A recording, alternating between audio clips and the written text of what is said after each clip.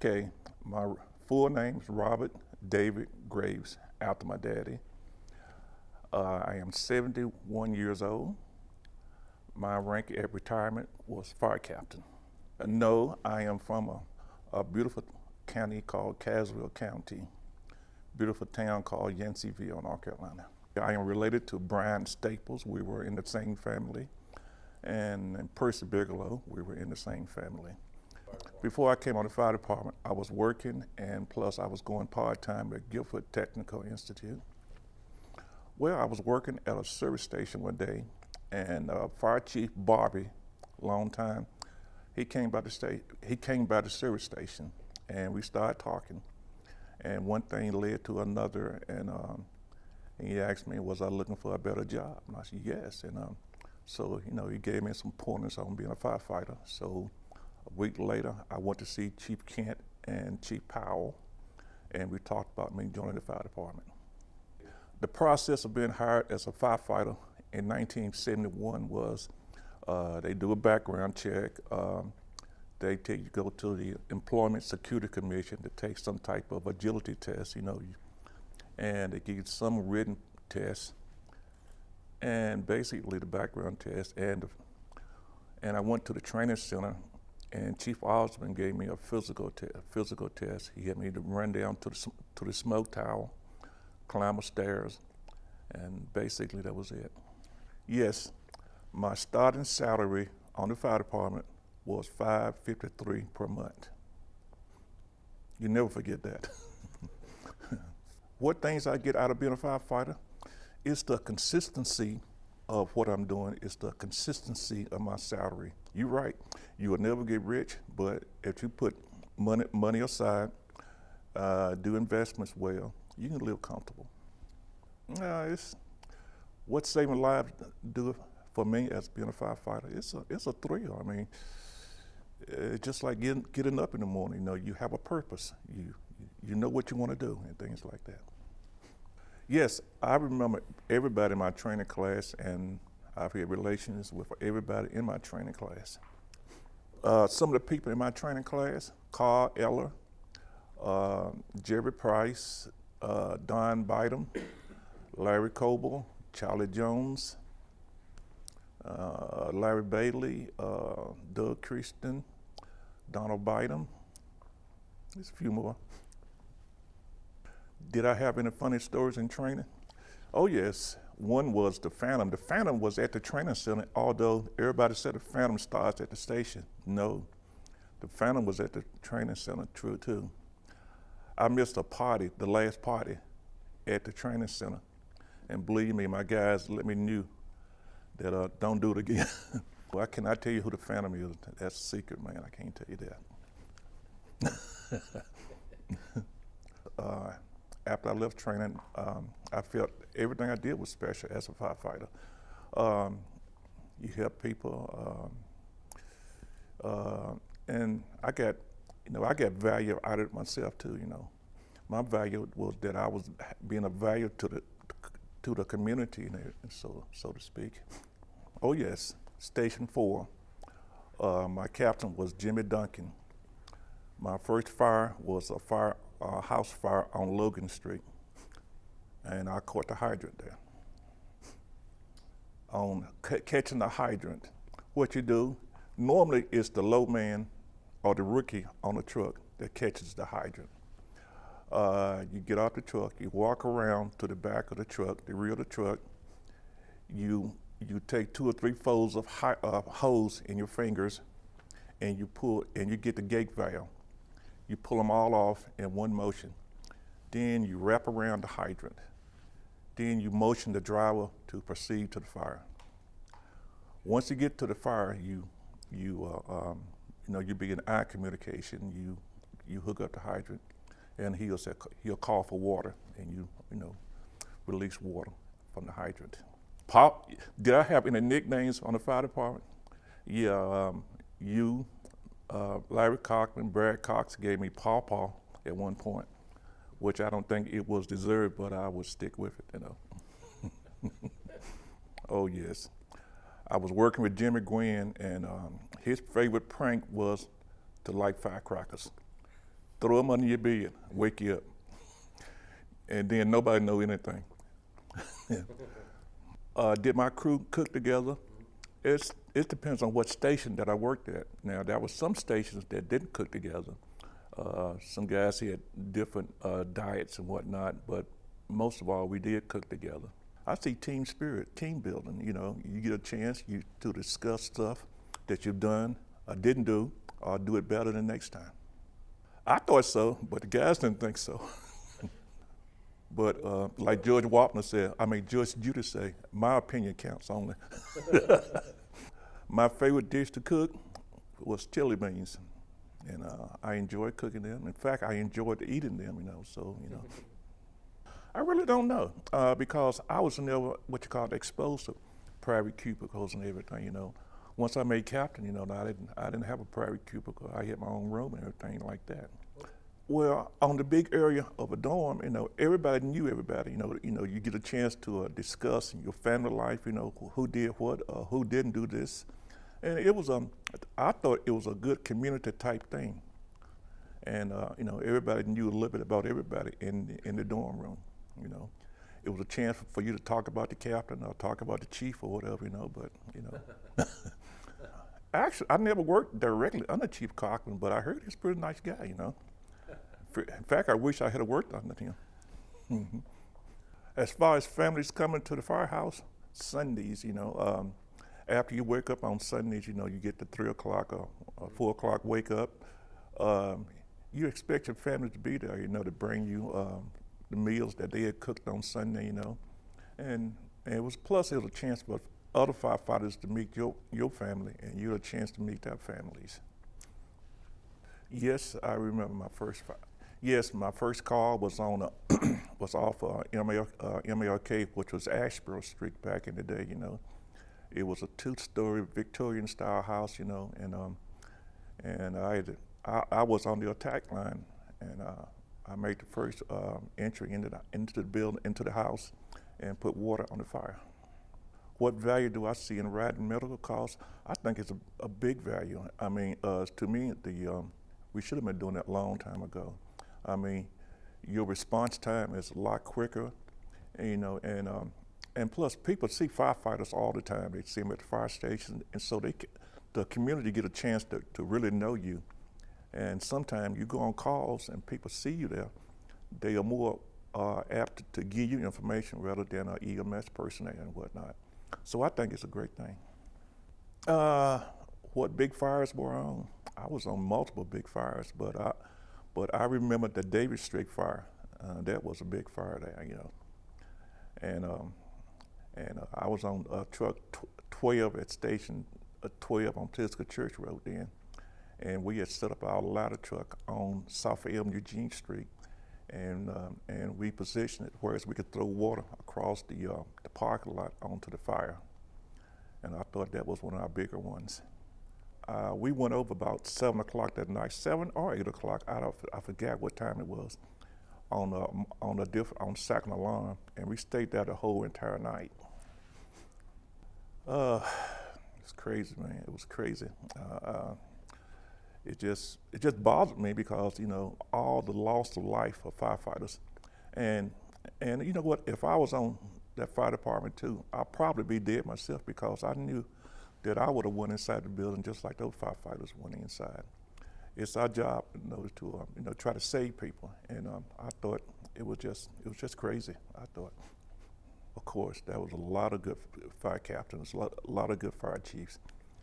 I cared a lot about Captain McCarter, Captain Shepard, Captain Charlie Bean. Those guys were great. And they would tell you things to help you. They would never try to bring you down on anything. They would always try to help you. They put a positive spin on everything. If you did something wrong, they'll let you know. Say, man, you shouldn't have done it like that. Do it like this. Do it the Greensboro Fire Department way, and things like that. Did I have any challenges that I faced in my career? Yes, that was a lot of challenges. That was personnel as a fire captain. That was personnel challenges and whatnot. But no matter what, you always went by the book. You did what you was taught to do. You did what Your instructors told you how to be a captain, how to make decisions the correct way and whatnot. You know, every black firefighter felt and felt things like that. They had to. They had to improvise what they felt. They had to say, look, I may lose this battle, but I'm not going to lose the war. You don't get angry when someone says something to you like that. You have to just brush aside and go about your business. But like I said, always be a man about yourself. Do not bow your head. Do not let them get away with it that way. And like I say, I had moments that I didn't like, moments that it was situations that that pitted me against other firefighters in so many words. All black firefighters have had the same thing, you know. It's probably no different now. You just got to be a man about yourself, you know, and go about your business. Our black firefighters and white firefighters closer because of the nature of your job. Your job is going to bring you close because it doesn't matter if you dislike a person, you're going to save that man's life. And I guarantee you, once you save a person's life, it's saying to me, you know, we are friends no matter what. I've had firefighters, white or black. If it was snowing, I didn't have a ride home. These guys would go out of their way to take me home. And to me, it didn't matter what color you were, but you was a firefighter, and you did that. Now, as far as present-day firefighting, as far as white or black, a firefighter, whether black or white, is basically is part of the culture in the world today. If the world today is have problems, well, we're part of the community. We're gonna be abreast of those problems. We're gonna look at those problems too. You know, would I become a firefighter all over again? Of course I would. In fact, I would try to bring anybody in my family to be a firefighter because it's a good job. It's a good job. You have to be in this job to really know how good it is. You know, would I do anything any different? Yes, I would. I would try harder to make rank quicker. I would be more keyed into my job, I guess, you know. To see an infant dying, something like that, in a car accident, or just from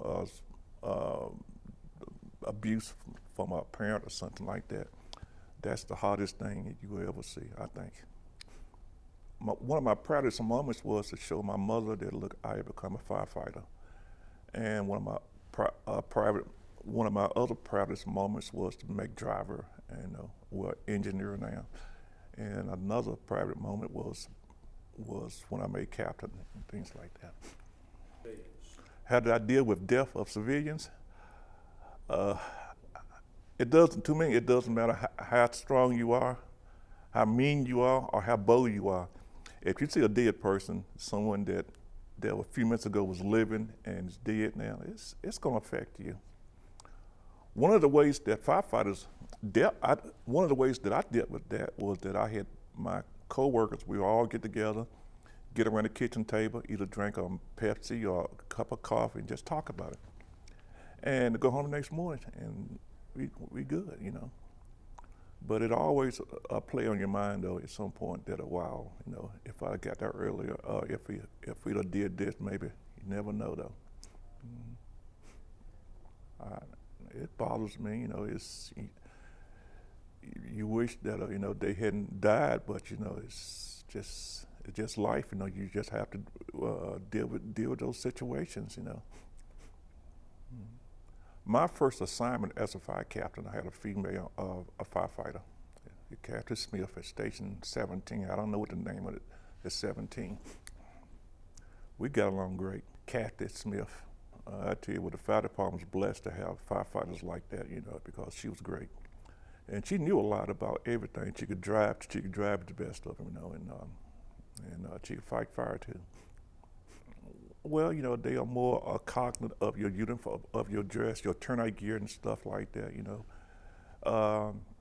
And the way that they do the ranking system now, they do lieutenants and stuff like that now, rather than just from a firefighter to a captain, you know. And I think the education requirements are different now, and they're better. You know, in fact, I think you're getting a better quality of firefighter now because now, did I serve in the armed forces? No. What would I consider a successful firefighter? One that has made his whole time, 30 years minimum. His health is in pretty good shape. He's an asset. You know, he's good for his community. You know, and that's why. And plus, you know, he's ready for retirement. That is what I consider successful firefighter. Be prepared for a great job, a great journey on the fire service. If you need educational qualifications, go ahead and get those. Pay attention to older firefighters. Look at what they do, and be yourself, and enjoy a good job.